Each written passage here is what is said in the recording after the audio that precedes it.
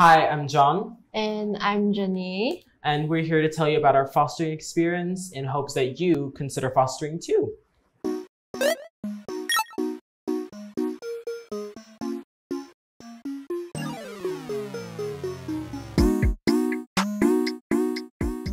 So there are some criteria before you start fostering, and definitely the first thing will be to be a Singapore resident, and you have to be at least 25 years old and be married. You have to be medically fit to take care of children, And at least a secondary school education. have a minimum monthly household income of $2,000 and a basic PCI of $700, and they should have experience caring for children or exhibit strong parenting skills.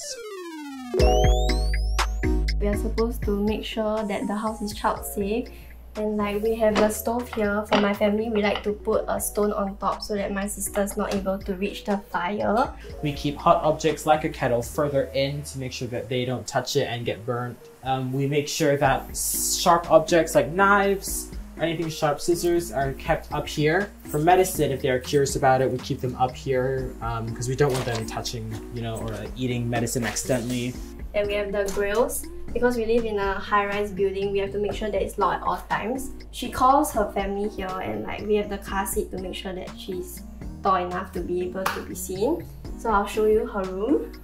This is her room, and this is the study table where she'll do her homework. So in his bedroom, obviously he has a bed. He has to sleep in it. You can tell she really likes her soft toys. This is from her mother. And in this part of the closet, you have his clothes. So his biological parents buy his clothes for him, but also we buy his clothes for him. We have her favorite bear because she keeps all her money inside. My family likes to teach her how to save. And this is a times table where sometimes I would help her with her work and memorize the timetable.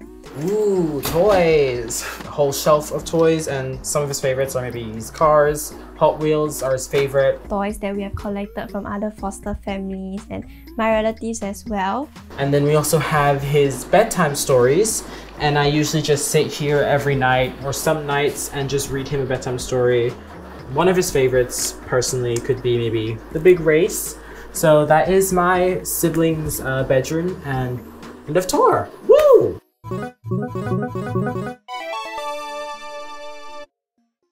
So I remember getting interviewed, and they would ask me whether my relationship with my parents is good or bad, how they take care of me when I misbehave.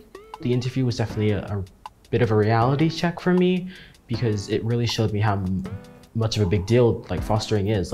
This is a really huge responsibility, and I only just realized that when they started interviewing me about it. I was just a bit whoa. I used to always say that I don't want to have my own kids in the future, but after having my younger foster sibling, I guess I don't dislike kids after all. I would say that it's not easy, but it's not hard either. My foster brother would always go into my room and just touch my things, and I have a lot of posters in my room, so I do get scared he might touch it and rip it. So when you hear those little footsteps, I go I look back, make sure you don't do anything. But I do understand that at a young age, definitely for a 5-year-old, you're very curious about things around you. Definitely that patience, I feel is the #1 rule of having a foster child in your household.